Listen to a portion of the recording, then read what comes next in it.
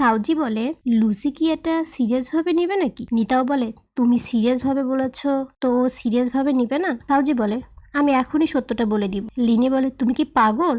এত রাতে ছেলেদের হোস্টেলে তোমাকে ঢুকতে দেবে? তখন সাউজি লুসিকে অনেকবার ফোন করার পর অন্য একটা ছেলে ফোন রিসিভ করে বলে লুসি অন্য রুমে আছে। সাউজি বলে ও আসলে বলো কাল যেন ও আমার সাথে দেখা করে। ছেলেটা লুসিকে সবটা বললে লুসির মনে তো লাড্ডু ফোটা শুরু হয়ে যায়। একে তো প্রপোজ করেছে, তারপর আবার দেখা করবে। যাই হোক, ক্লাসে সাউজি ভাবছে কখন ক্লাস শেষ হবে আর সত্যটা বলবে। এদিকে লুসিও ক্লাসের বাহিরে ওয়েট করছে। সাউজি বের হতেই ওকে নিয়ে রেস্টুরেন্টে চলে যায়। কোনো কথা বলার সুযোগই দেয় না। রাস্তায় লুসি সাউজির অনেক কেয়ার করে, ব্যাগটা নিজের কাঁধে নিয়ে নেয়, সিট ফাঁকা হওয়ার সাথে সাথে বসিয়ে দেয়, বড় একটা রেস্টুরেন্টে নিয়ে আসে। তখন লুচি বলে আমি তোমার কথা ভেবে দেখলাম, তারপর আরো কিছু বলবে। তখন সাউজি বাধা দিয়ে বলে এটা মজা ছিল, আমি লিতেওয়ের সাথে ট্রুথ অ্যান্ড ডেয়ার খেলছিলাম, তাই তোমার সাথে এটা করতে হয়েছে, তুমি এটা সিরিয়াসলি নিও না প্লিজ। তখন লুসি একটু আপসেট হয়ে যায়, তারপর বলে আরে না, আমি এটা কেন সিরিয়াসলি নিতে যাব?